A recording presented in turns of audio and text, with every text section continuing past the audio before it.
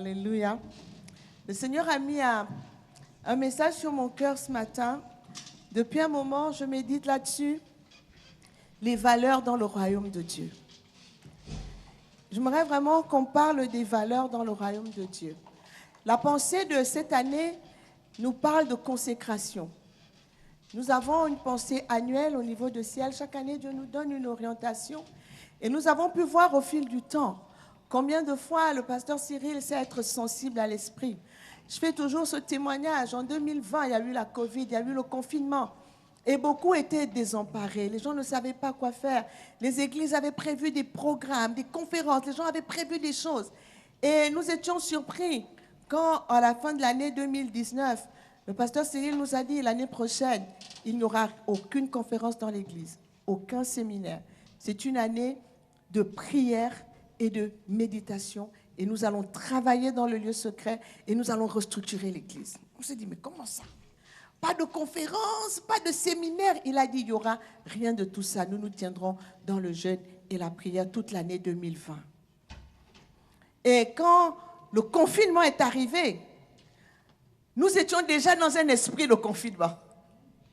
C'est-à-dire que nous n'avons pas eu de frustration, que non, on avait une conférence qu'on devait organiser, on avait déjà acheté les billets des orateurs. On n'avait rien de tout ça. Nous, on était déjà dans l'esprit de prière. Donc, le confinement est seulement venu nous renforcer dans la pensée que Dieu nous avait donnée.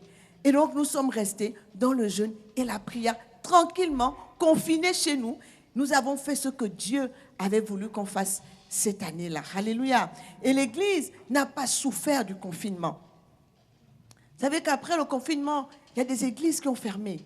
Les églises avaient des difficultés à payer leurs locaux, à assumer leurs charges. Mais pendant cette année-là, on n'a pas eu besoin de crier, de faire un appel à l'offrande. L'église a payé toutes ses charges et à la fin de l'année, le budget de l'église était excédentaire.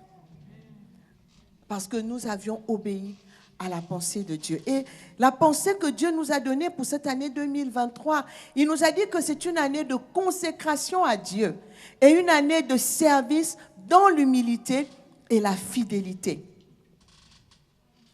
Et j'aimerais vraiment que vous puissiez réaliser que quand le Seigneur nous donne ses pensées, ce n'est pas des leitmotivs, ce n'est pas juste des slogans. Le Seigneur, cette année, nous invite à plus de consécration. Il nous invite à un meilleur investissement dans le service. Et que chacun de nous puisse vraiment entrer en lui-même. Nous sommes déjà au mois d'avril. Et qu'il se dise, où est-ce que j'en suis avec la mise en pratique de cette pensée. Vous savez, aujourd'hui est un jour spécial. Nous avons fait notre premier culte dans cet endroit le 13 avril 2013. Ce dimanche, c'est la 10e année que nous sommes dans ce bâtiment. Ça fait 10 ans que nous sommes là. Et donc, 10 ans, ce n'est pas rien. 10 ans, ce n'est pas rien. Nous avons vu 10 ans de fidélité à Dieu. Nous avons vécu 10 ans de la fidélité de Dieu. Parce qu'en 10 ans, nous n'avons manqué de rien. Le Seigneur a pourvu. Nous avons pu assumer toutes nos charges ici, sans pression aucune. Alléluia. Nous avons fait ce pas de foi lorsque nous avons pris ce local selon ce que le Seigneur nous demandait. Et nous avons vu la fidélité de Dieu. Et lorsque Dieu agit, c'est pour nous encourager, nous, à être aussi fidèles. Il a dit au peuple d'Israël dans Deutéronome, il dit que tu as été dans le désert. Tu n'as manqué de rien. Pendant les 40 années que tu as fait dans le désert, tes vêtements ne se sont pas usés. Tes chaussures ne se sont point abîmées. Tu n'as connu rien de tout ça. Et quel était le but? Il dit le but était que l'Éternel, ton Dieu, a voulu t'éprouver pour voir si tu lui seras fidèle quand tu seras dans le pays où coule le lait et le miel. La fidélité à Dieu nous dispose à des œuvres plus grandes. Il dit que si on est fidèle dans les petites choses, il nous confie les grandes. Donc quand Dieu est fidèle, ce n'est pas pour que nous, on s'amuse avec la fidélité de Dieu. Ce n'est pas pour qu'on s'amuse avec la fidélité de Dieu. La fidélité de Dieu doit susciter en nous la crainte. Elle doit susciter en nous la crainte et une réponse qui nous amène, nous aussi, à plus de fidélité. Alléluia. Et donc, la dernière fois que j'ai parlé ici, j'ai parlé de la nouvelle naissance. Parce que le Seigneur me faisait comprendre que dans nos communautés, il y a une forte adhésion intellectuelle à la parole de Dieu. On adhère à la parole de Dieu comme on adhérerait à une idéologie philosophique ou à une idéologie politique. L'idéologie me plaît. La façon de faire les choses me plaît. Il y a une bonne ambiance. Les gens sont gentils. Les pasteurs sont gentils. Et on adhère, on vient à l'église comme on irait dans une association de quartier. Ce n'est pas mauvais de militer dans une association, bien au contraire. Ici, nous en craignons beaucoup et nous encourageons le fait d'œuvrer dans la société. Mais ce que je veux dire, c'est que l'église, c'est un rassemblement autour de la personne de Jésus-Christ de Nazareth. L'église, c'est un rassemblement d'hommes et de femmes qui ont compris que c'est pour eux, personnellement, que Jésus est venu mourir. Et donc, ils sont unis d'abord autour de Jésus-Christ de Nazareth. C'est lui la cause, la raison qui les rassemble. Et donc, chacun doit être connecté à Christ. Chacun doit pouvoir naître de nouveau. Et si vous n'aviez pas écouté ce message, je vous invite à aller le réécouter. Et nous avions vu que Nicodème, à qui le Seigneur parle de cette nouvelle naissance, était un chef religieux. Il était familier de la parole de Dieu. Il était familier du temple de Dieu. Il était familier des questions religieuses. Mais il n'était pas né de nouveau.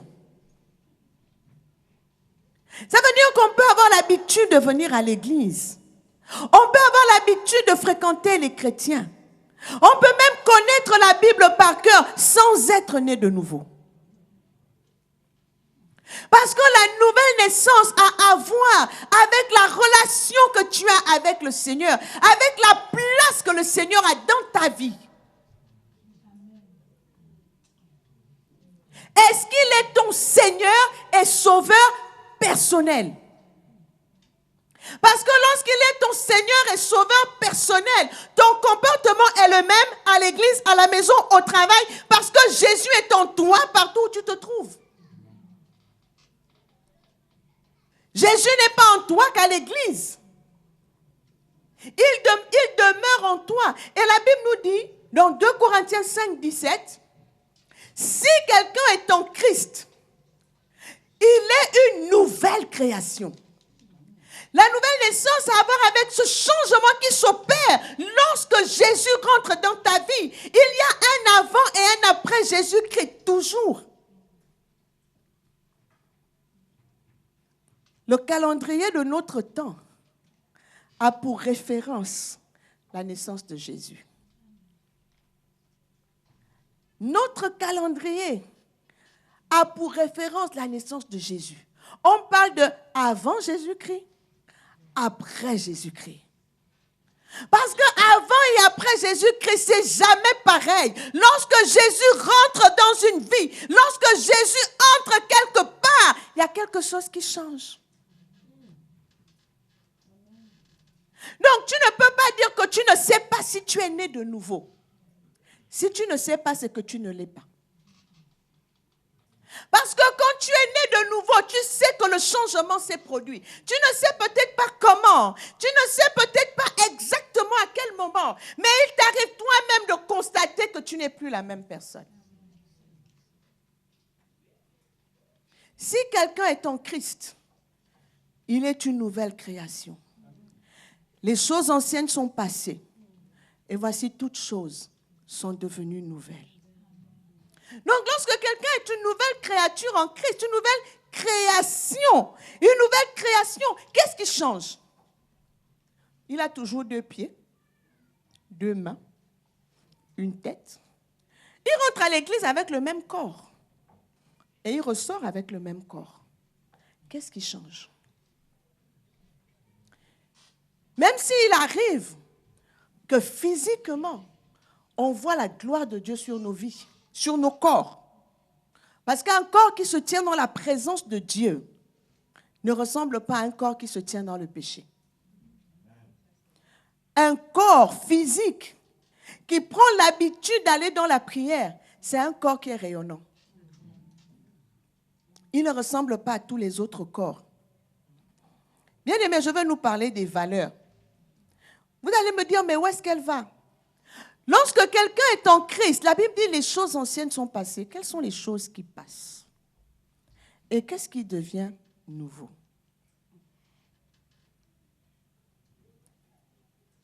Les anciennes façons de faire ne sont plus là. C'est ça les choses qui passent. Les comportements passés, les modes de pensée, les modes de raisonnement, les principes qui régissaient ta vie ne sont plus les mêmes. Ça veut dire qu'il y a de nouveaux principes, de nouvelles valeurs qui vont s'implémenter dans ta vie et qui vont donc témoigner du changement qui s'est opéré. Je nous ai mis une petite image. Avant l'image, je veux qu'on lise Jean 15, les versets 1 à 5. Le Seigneur dit, « Je suis le vrai cep, et mon Père est le vigneron. Tout sarment qui est en moi et qui ne porte pas de fruits, il le retranche. Tout sarment qui porte du fruit, il l'émonde, afin qu'il porte encore plus de fruits. Déjà, vous êtes purs à cause de la parole que je vous ai annoncée. Donc, demeurez en moi, et je demeurerai en vous.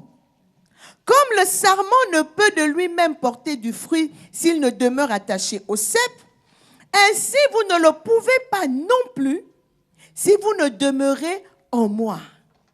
Je suis le cep, vous êtes les sarments. Celui qui demeure en moi et en qui je demeure porte beaucoup de fruits, car sans moi, vous ne pouvez rien faire. Donc, celui qui est né de nouveau s'est attaché au Christ. Bien aimé, je ne sais pas, est-ce qu'on peut mettre l'image? Le Seigneur dit, je suis le cep, ça veut dire le tronc de l'arbre. Vous, vous êtes les sarments, c'est-à-dire les branches. Bien aimé, est-ce que vous voyez une cassure, une séparation entre le tronc et les branches? Les branches sont la continuité du tronc. Alléluia. Et les racines sont attachées à qui? Au tronc. Les racines sont attachées au tronc. Et cet arbre, je l'ai pris dans mon livre « Gabon, pourquoi j'accuse ». Et dans ce livre, je démontrais qu'en fait, les racines dans une société, ce sont les valeurs. Les racines de l'arbre, ce sont les valeurs. Ce qui fait Christ, c'est son identité. Et son identité, ce sont ses valeurs. C'est sa personnalité. Et les valeurs de Christ sont les valeurs de Dieu, sont les valeurs du royaume de Dieu. Et donc, les racines, ce sont les valeurs. Dans les valeurs, on va avoir les façons de penser, la façon de se sentir. On va avoir les idéologies, les attitudes, les attentes. Et même notre philosophie, ça fait partie des valeurs. C'est ça les racines de quelqu'un. C'est ça les racines de la société. Alors si Jésus est l'arbre, le tronc, et que nous sommes les sarments, ça veut dire que nos valeurs sont les valeurs de Christ. L'arbre, la branche ne peut pas avoir des valeurs autres que celles du tronc auquel il est rattaché. Nous ne pouvons pas avoir d'autres valeurs. Nous ne pouvons pas avoir d'autres objectifs. Parce que même le fruit que l'arbre là va porter, ce fruit dépend de ce qui vient des racines. Le fruit dépend de ce qui vient des racines. Donc si nous sommes attachés à Christ, c'est pour ça que Jésus dit ici que c'est le serment qui est attaché à moi. Celui en qui je demeure, parce qu'il va puiser des racines. C'est Christ qui amène, ce sont les racines qui amènent l'eau, les sels minéraux, tout ce qu'il faut pour que le fruit soit sur la branche. Le fruit n'apparaît pas tout seul sur la branche. Le fruit vient de ce que les racines font monter. Et ça passe par le tronc pour arriver jusqu'à la branche. C'est pour cela que être chrétien, c'est être comme Christ. C'est être fondamentalement attaché au serment. Et qu'est-ce qui montre que tu es attaché au serment? Ce sont les valeurs qui sous-tendent ta vie. Parce que tu ne peux pas avoir des valeurs différentes des valeurs du tronc. Ça veut dire que tu n'es pas attaché au tronc. Ce n'est pas possible. Et c'est cela la consécration. C'est s'appliquer à faire en sorte que seules les valeurs de Christ imprègnent ma vie. C'est ça d'abord être consacré. C'est que les valeurs de Christ, les principes de Christ, la philosophie de Christ, les attentes de Christ, c'est ça qui est en moi. Et c'est cela qui témoigne que je suis attaché au cep. Et parce que ces valeurs sont en moi, le fruit que je vais porter sera le fruit attendu par le tronc. Alléluia. Et par le vigneron qui a planté l'arbre. Si vous coupez un arbre, vous le séparez de ses racines, c'est fini. Il est mort. Et si vous coupez l'arbre, vous le séparez des feuilles, il est aussi mort. C'est pour ça que, comme le pasteur Cyril nous l'a enseigné vendredi à la prière, le Seigneur Jésus a dit à Pierre, tu es Pierre. Lorsqu'il demande, qui dit-on que je suis? Pierre lui dit, tu es le Fils, tu es le Christ, le Fils du Dieu vivant. Il dit, hé Pierre, ce ne sont pas la chair et le sang qui t'ont révélé ça. Avoir la révélation de qui je suis véritablement, loin de Dieu, c'est le Père qui te l'a révélé. Mais sache toutefois que sur cette révélation de qui je suis, je bâtirai mon église. Et les portes du séjour des morts ne prévaudront point contre elle. Et il dit à Pierre, et donc par conséquent, c'est avec vous, c'est avec toi, avec ceux qui ont la révélation de qui est Jésus, que Jésus bâtit son église. C'est avec ceux qui ont la révélation de qui il est qu'il bâtit son église. Il a dit, je bâtirai. C'est lui qui bâtit. Mais lui, il est le tronc. Ce n'est pas lui qui va encore porter du fruit. C'est pour ça qu'il nous a collés à lui. Nous sommes les sarments. C'est nous qui avons les feuilles. C'est à notre niveau qu'il va y avoir le fruit. Et dans le fruit, il y a la graine qui permet la reproduction de l'arbre selon sa nature. Donc, il y a une interconnexion. Si nous décidons de ne pas obéir, Jésus ne peut pas être vu. Jésus ne peut pas être manifesté. C'est pour ça qu'il dit, si quelqu'un, celui qui demeure en moi, porte du fruit, le fruit ici est essentiel. Jésus ne nous a pas sauvés pour que nous venions juste nous asseoir à l'église. La Bible dit dans Éphésiens 2, 8, c'est par grâce que vous êtes sauvés par le moyen de la foi. Et cela ne vient pas de vous, c'est le don de Dieu. Afin que ce n'est point par les œuvres, afin que nul ne se glorifie. Mais Éphésiens 2,10 dit, vous êtes sauvés pour accomplir des œuvres bonnes que Dieu a préparées d'avance. Nous sommes sauvés gratuitement, mais pour accomplir des œuvres bonnes que Dieu a préparées d'avance. Parce qu'il est question qu'au travers de nous, Dieu se répande. Il est question qu'au travers de nous, Dieu sauve d'autres. Il est question qu'au travers de nous, Dieu réponde aux autres hommes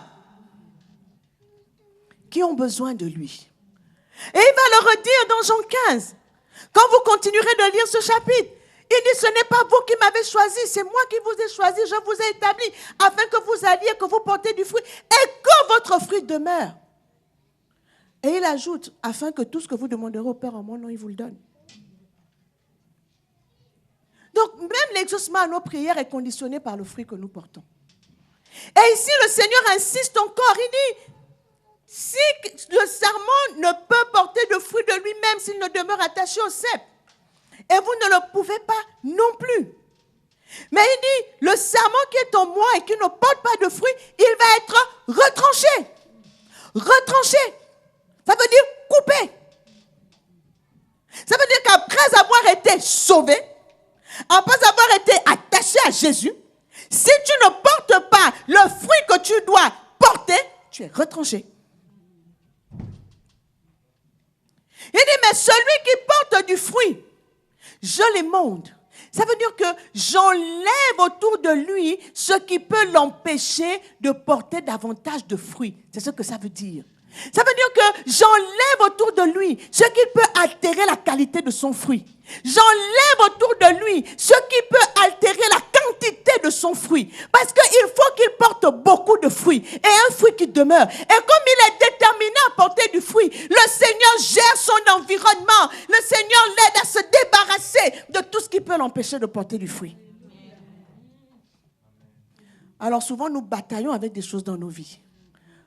Parce qu'on n'a pas décidé de porter du fruit.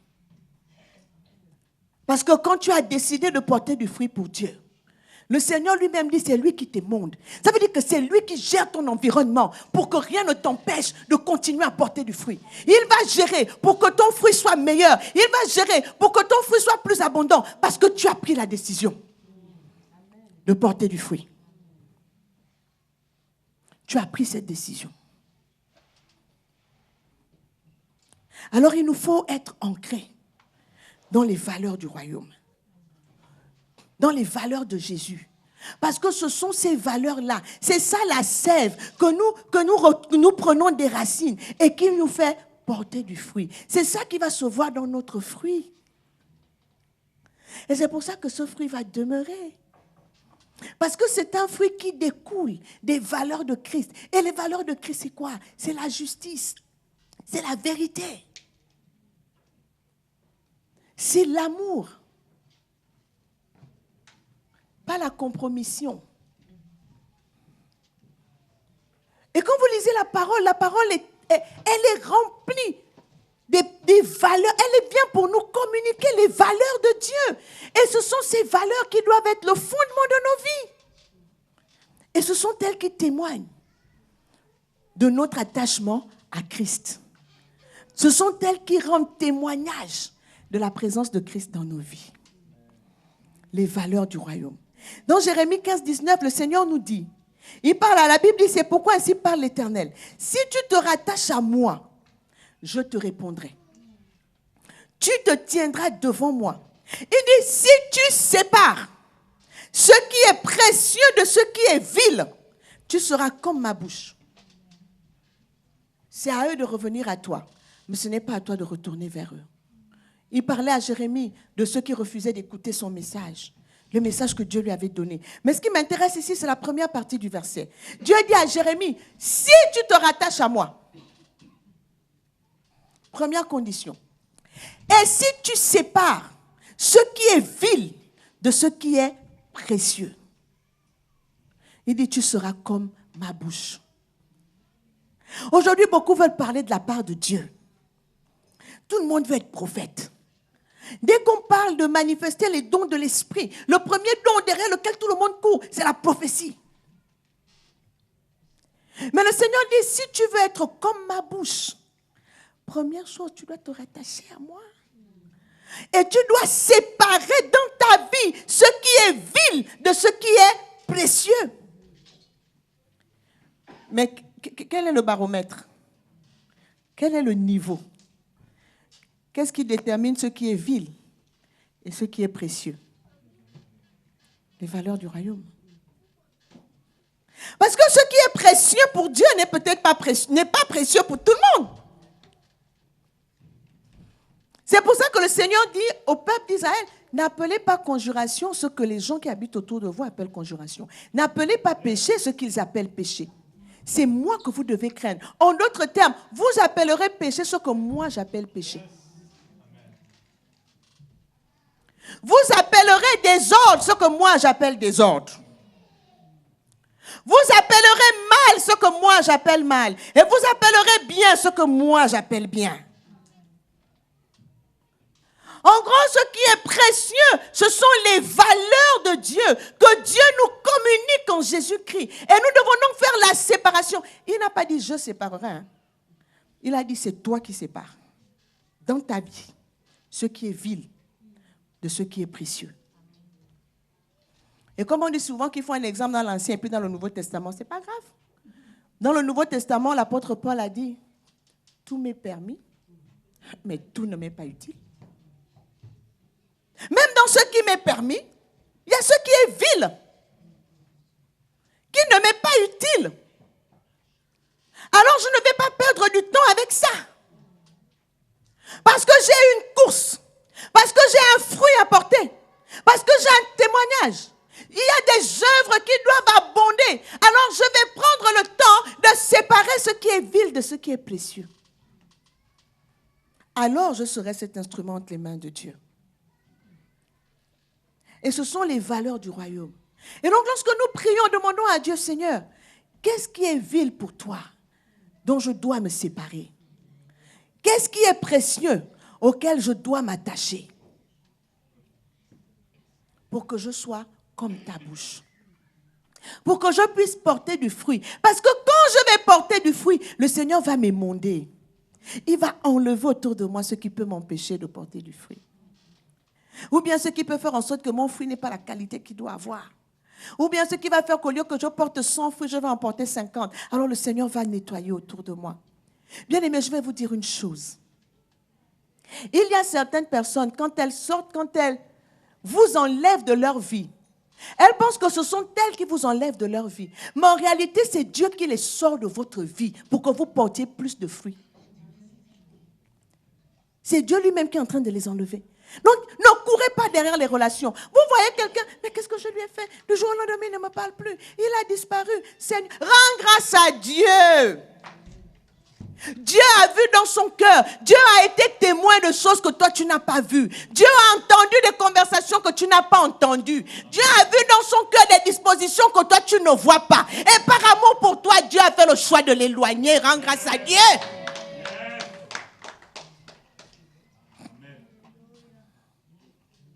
Quand ta vie est en règle avec Dieu, tu dois comprendre que tout ce qui t'arrive est entre les mains de Dieu. Dieu est un Dieu de relation. Ceux qui rentrent dans ta vie et ceux qui sortent, c'est Dieu qui décide. Tant que tu peux te regarder dans la glace et dire, Seigneur, dans cette relation, je ne me reproche de rien. Rends seulement grâce à Dieu. Parce que Dieu sait ce qu'il fait dans ta vie. La seule relation après laquelle nous devons courir, c'est notre relation avec Christ. C'est notre relation avec Dieu au travers de Christ. C'est cela la relation la plus précieuse. Si elle est au beau fixe, le reste suivra. Et il suivra toujours. Et je vais finir en nous donnant quelques exemples. Quelques exemples des valeurs du royaume de Dieu. On en a dans toute la Bible. Vous pourrez commencer par lire Matthieu 5 à 7, chapitre 5, chapitre 7. Tout ce que le Seigneur dit, que ce soit les béatitudes, la loi du royaume que le Seigneur Jésus déballe, c'est pour mettre en nous des valeurs. Des valeurs d'honnêteté, des valeurs de justice, des valeurs d'équité, des valeurs d'amour, des valeurs de droiture. Ici, j'ai pris quelques exemples, on ne va peut-être pas tous les lire. Matthieu 6, 25, le Seigneur dit, c'est pourquoi je vous dis, ne vous inquiétez pas pour votre vie, de ce que vous mangerez, ni pour votre corps, de quoi vous serez vêtus. La vie n'est-elle pas plus que la nourriture et le corps plus que le vêtement? Dans le royaume de Dieu, la vie est plus que la nourriture. Et le corps est plus que le vêtement. Donc il y a un ordre de priorité. Il dit, ne courez pas après ça, ne courez pas. Le Seigneur établit un ordre de priorité. Combien de personnes sont en difficulté parce que pour eux, le vêtement est plus que le corps. La nourriture est plus que la vie. Mais le Seigneur, lui, il établit un autre principe dans nos vies. Si on regarde Ecclésiaste 7, le verset 8, il nous dit, mieux vaut la fin d'une chose que son commencement. Donc, il est en train de te dire que dans le royaume de Dieu, tu peux avoir mal commencé, ce n'est pas ça le problème. Le problème, c'est comment tu finis, tu peux bien finir. Et tu peux avoir bien commencé et mal finir. Il a dit, les premiers seront les derniers, et les derniers seront les premiers. Les valeurs du royaume. Et il dit, mieux vaut un esprit patient qu'un esprit hautain. Un autre exemple, il nous dit, Proverbe 27, 5, mieux vaut une réprimande ouverte qu'une amitié cachée. Les gens veulent nous faire croire que non, comme tu m'aimes, tu ne dois pas me reprendre. Si on me reprend, c'est qu'on ne m'a pas aimé. Mais c'est celui qui t'aime qui te reprend. C'est pour ça que Dieu nous envoie sa parole. La parole de Dieu n'est pas là que pour nous chatouiller les oreilles. Malheureusement, la Bible dit que dans les temps de la fin, les gens auront la démangeaison d'entendre des choses bonnes et ils vont se donner une foule de docteurs selon leur cœur. Les gens veulent aujourd'hui un évangile et un message qui les déresponsabilise. Ils n'ont rien à faire. S'ils veulent être bénis, ils donnent l'offrande. Ils n'ont pas à prier. Ils n'ont pas à jeûner pour leur vie. Ils n'ont pas à être consacrés à Dieu. Ils doivent juste venir donner l'offrande à l'homme de Dieu. Et puis quand ils repartent, ils sont bénis. Les gens aiment ça. Mais c'est 0 égale 0. Les gens veulent un message où on leur dit, tu n'es pas responsable du mal qui t'arrive. C'est le diable. Quand ce n'est pas le diable, c'est ton oncle, c'est ta tante, c'est ta cousine. Et on se demande quoi la différence avec le féticheur du quartier. Au passage, beaucoup de féticheurs ont juste changé l'étiquette. Ils ont mis prophète. Parce que le vent de l'Esprit de Dieu a soufflé. Il y a eu un réveil spirituel. Et c'est ça les contre-coups du réveil. Regardez Actes des Apôtres. L'apôtre Paul arrive dans une ville. Il prêche le Seigneur. Qu'est-ce qui se passe? Une femme qui a un esprit de divination le suit. Et elle dit, cet homme est vraiment un homme de Dieu. On a Simon le magicien qui vient, qui suit. Il vient avec l'apôtre Paul, mais à un moment, il veut acheter le Saint-Esprit. Donc, ils sont nombreux comme ça, sous l'action de Dieu. Ils voient que les églises se remplissent. Il n'a plus beaucoup de clients. Il dit, bon, qu'est-ce que je peux faire? Je deviens prophète. Et quand les gens vont là-bas, ils ne connaissent pas la parole. Ils ne vous parlent pas de la parole. Ou bien ils connaissent un ou deux versets qu'ils sortent de leur contexte. Et avec ça, ils prennent les gens en otage. Et ce n'est pas l'évangile de Christ. La Bible nous dit que la parole de Dieu, lisez Timothée, elle vient pour quoi? Elle vient pour enseigner, pour corriger, pour redresser. N'est-ce pas? Et elle précise, afin que l'homme de Dieu soit accompli pour toute bonne œuvre. Donc on ne peut pas être accompli pour toute bonne œuvre si on n'est pas corrigé, si on n'est pas redressé. Aucun de nous n'est parfait. Donc la parole de Dieu vient pour nous transformer. Et vous avez des gens quand ils viennent à l'église, il ne faut pas que dans le message du pasteur, on pointe son péché, on pointe sa situation. C'est qui est parti raconter ma vie au pasteur? Non, le pasteur attaque les gens dans son message. Parce qu'ils veulent qu'on vienne, on leur dit, vous êtes des champions, alléluia, vous allez toujours réussir. Oh, demandez seulement, Dieu vous donnera. Ça ne marche pas comme ça. Nous sommes responsables devant Dieu.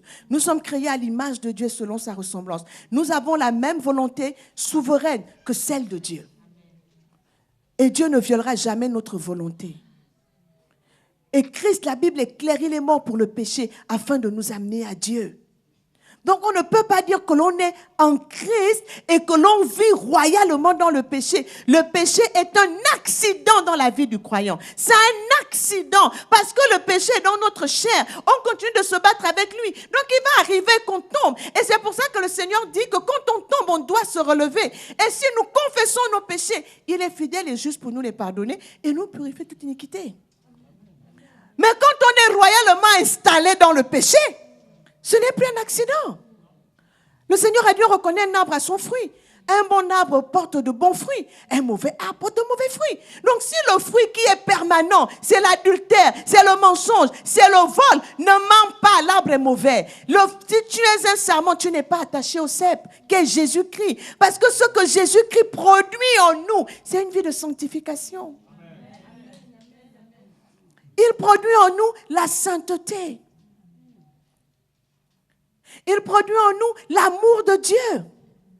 Il produit en nous la vérité, parce qu'il est la vérité. Il produit en nous la lumière, parce que lui-même est la lumière. Il a dit, je suis la lumière qui en venant dans le monde éclaire tout homme. Il est la lumière. Donc ceux qui sont attachés à lui, naturellement sont la lumière. Ça coule de source. La Bible dit, mieux vaut le peu du juste que l'abondance de beaucoup de méchants. Mieux vaut le peu du juste que l'abondance de beaucoup de méchants. Mieux vaut chercher un refuge en l'Éternel que de se confier aux grands. Mieux vaut peu avec la justice que de grands revenus avec l'injustice. Et là, il dit, mieux vaut habiter dans une terre déserte qu'avec une femme querelleuse et irritable. Mieux vaut entendre la réprimande du sage que d'entendre le chant des insensés. Beaucoup aiment le chant des insensés parce que ça t'encense. On te fait le vent. On te dit que tu es le meilleur, tu es le plus beau, tu es la plus belle. Toi-même, tu connais ta réalité. Et cette réalité, Dieu aussi la connaît avec toi. Donc, tu ne trompes personne. Or, la Bible nous dit dans Isaïe, celui qui dans le pays voudra être béni, voudra l'être par le Dieu de vérité. Si tu aspires à être béni, de la vraie bénédiction qui enrichit et qui ne se fait suivre d'aucun chagrin, tu ne peux l'attendre que de l'Éternel. Et si c'est de l'Éternel que tu l'attends, tu ne peux pas attendre que l'Éternel te bénisse en marchant à contresens de sa volonté, en marchant à contresens de sa parole. Ça n'a aucun sens, aucun intérêt. Alléluia. Et il dit, mieux vaut pour moi la loi de ta bouche que 1000 objets d'or et d'argent. Alléluia. Mieux vaut être humble avec les humbles que de partager le butin avec les orgueilleux. Et je vais finir avec ce témoignage. Enfin, je vais quand même lire. La Bible nous dit quand même, 3 fois, mieux vaut habiter à langue d'un toit que de partager la demeure d'une femme querelleuse.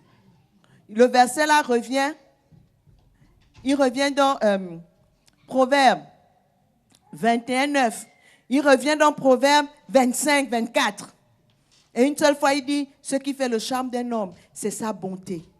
Et mieux vaut un pauvre qu'un menteur. Mieux vaut un pauvre qu'un menteur. Je parle un peu aux sœurs qui ne sont pas encore mariées. Mieux vaut un pauvre qu'un menteur. Parce qu'un pauvre qui a la crainte de Dieu, vous bâtirez sur la crainte de Dieu que vous avez. Et vous arriverez là où Dieu veut que vous puissiez arriver. Alléluia. La Bible dit mieux vaut un morceau de pain sec avec la paix qu'une maison pleine de viande avec des querelles. Mieux vaut l'herbe pour nourriture, là où règne l'amour, qu'un bœuf engraissé si la haine est là. Mieux vaut une main pleine avec repos que les 2 mains pleines avec travail et poursuite du vent. Mieux vaut pour toi ne point faire de vœux que d'en faire un et de ne pas l'accomplir. Mieux vaut être d'une condition humble et avoir un serviteur que de faire le glorieux et de manquer de pain. Mieux vaut un enfant pauvre et sage qu'un roi vieux et insensé qui ne sait plus écouter les avis. Mieux vaut le pauvre qui marche dans son intégrité que celui qui a des voies tortueuses et qui est riche.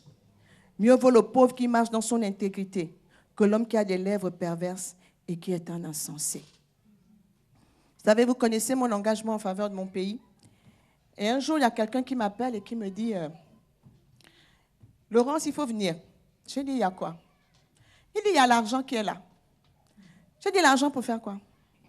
Et quand je vous dis l'argent, je ne suis pas en train de vous parler de 2 euros, de 1000 euros.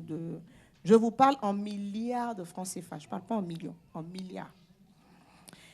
Il me dit, il y a l'argent qui a été donné pour faire telle ou telle chose, mais il faut que tu viennes, il faut que tu sois du projet, parce que tu es importante, il faut que tu viennes. Et quand je lui dis, mais l'argent qui a été donné, c'était pour organiser les fêtes de l'indépendance. Donc pour une fête, ils ont mis des milliards. Oui, c'est pour la fête et tout ça, il faut que tu viennes aider à organiser, machin. Et je lui dis, mais quel est le budget? Il me donne le budget en milliards. Et là, je lui dis, mais c'est pas possible.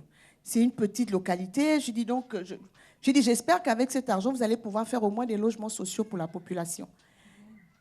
Il me dit, quels logements sociaux? Ils vont payer ça avec quoi? J'ai dit, mais ils n'ont pas besoin de payer. J'ai dit, ils n'ont pas besoin de payer. L'argent est déjà disponible. Faites les logements et vendez-les leur à un franc symbolique pour qu'ils sachent quand même qu'ils ont payé. Vous pouvez faire des loyers à 5 000 francs CFA par mois pendant 10, 30, 20, 30 ans et la maison leur revient. Mais vous fixez un loyer que les gens peuvent payer tranquillement et au moins ils auront le sentiment d'avoir acquis leur maison. C'est possible, c'est un programme que vous pouvez mettre en place. Et la personne m'a répondu, ça ce sont les choses qu'on te met dans la tête dans le pays où tu es là-bas. Oh, on te dit qu'il y a l'argent, viens, tu commences à nous dire des choses qu'on ne comprend pas. Et mon mari est là. J'ai dit à mon mari, j'ai dit à cette personne, si je dois être quelque chose dans ce monde, ce sera en marchant selon les voies de Dieu. Le cas échéant, mieux vaut le pauvre qui marche dans son intégrité que celui qui a des grands biens et qui prend des voies tortueuses. Je fais le choix d'être pauvre et intègre. Gardez votre argent. Point barre. Et c'est resté comme ça. Et un jour, j'ai fait ce témoignage dans une réunion de prière où il y avait plusieurs serviteurs de Dieu. Et à la sortie, il y a un serviteur de Dieu qui me poursuit, qui me dit, non, sœur, faut pas. Quand on t'appelle pour aller prendre l'argent, va! C'est le Seigneur! Après tout, c'est l'argent du pays, non? Ils prennent leur part. Toi aussi, prends ta part. Et tu viens bénir le corps de Christ. Et vous savez, là, ils ont les révélations. Quand Marie de Magdala a cassé le vase d'albâtre, ça venait d'où? C'était l'argent de la prostitution qui a acheté l'huile, le parfum, qui a cassé.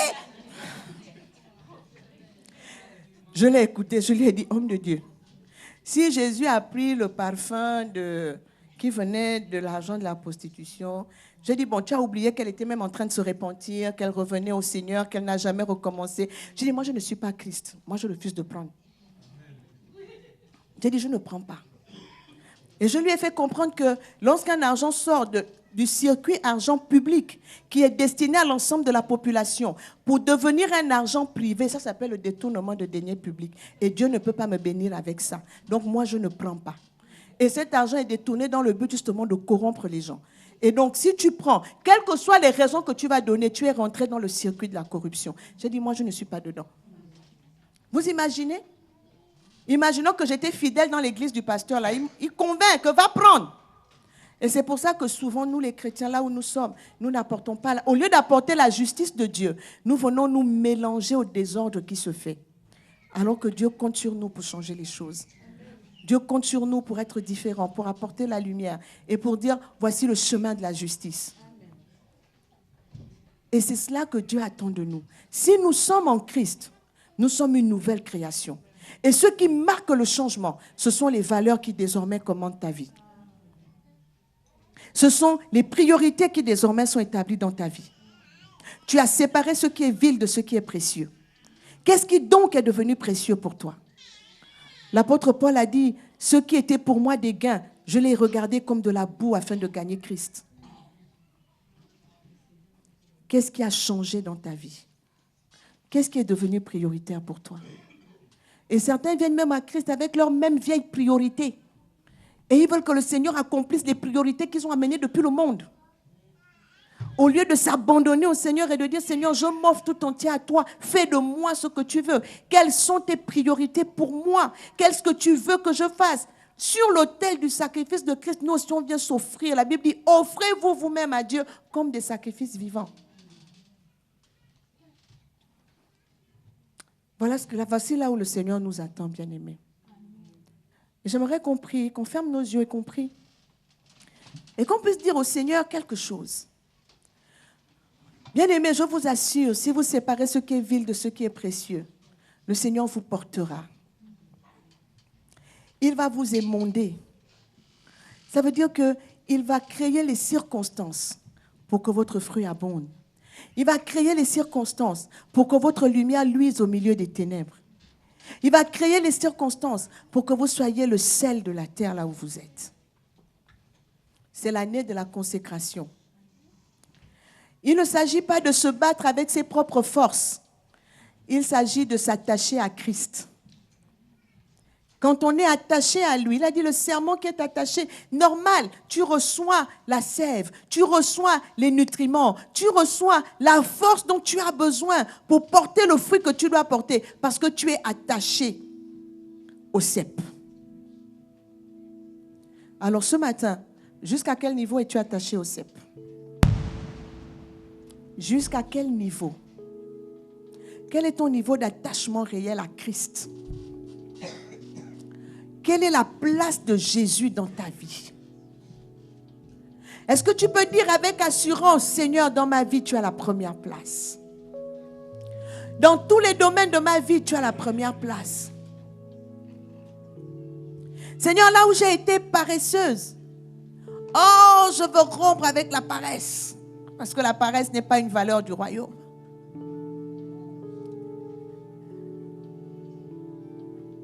Seigneur, j'ai une vie en dents de scie. Aujourd'hui, je suis chrétien, demain, je suis païen. Reviens t'attacher au cep. Attache-toi au cep. Parle à Dieu ce matin. Lorsqu'on entend la parole de Dieu, on y répond par de fermes résolutions. Quelle est la résolution que tu prends ce matin par rapport à cette parole que tu as entendue? La volonté parfaite de Dieu est que nous abondions en œuvres bonnes et que le fruit abonde en nous parce que nous sommes attachés au cep. Et c'est là que notre vie trouve son plein sens. C'est là que notre vie trouve son plein accomplissement. Et c'est ce qui nous distingue lorsque les valeurs du royaume transparaissent au travers de nous. C'est cela qui nous distingue dans ce monde et qui témoigne du fait que nous sommes en Christ. Éternel des armées, merci pour ta parole ce matin. Seigneur, tu ne parles pas en vain. Tu nous appelles à plus de consécration et tu nous rappelles ce matin que tu veux que nous soyons davantage attachés à toi pour porter le fruit qui vient de toi. En nous appuyant, en nous reposant sur le tronc. Et le tronc repose sur les racines. Seigneur, les valeurs du royaume. Que les valeurs du royaume s'ancrent dans nos vies. Seigneur, que ces valeurs soient notre échelle de jugement. Oui, notre échelle de valeurs. Et qu'elles nous aident à séparer ce qui est vil de ce qui est précieux. Pour que nous puissions gagner du temps. Et que nous puissions accomplir parfaitement l'œuvre pour laquelle tu nous as appelés. Seigneur, merci pour tous ceux qui ont entendu ce message. Seigneur, je prie pour que ton esprit qui s'est parlé au cœur, Seigneur, que lui-même véhicule cette parole dans les cœurs, qu'il aide chacun de nous à porter le fruit que tu attends, en qualité et en quantité. Reçois toute la gloire, notre Père et notre Dieu, au nom de Jésus. Alléluia.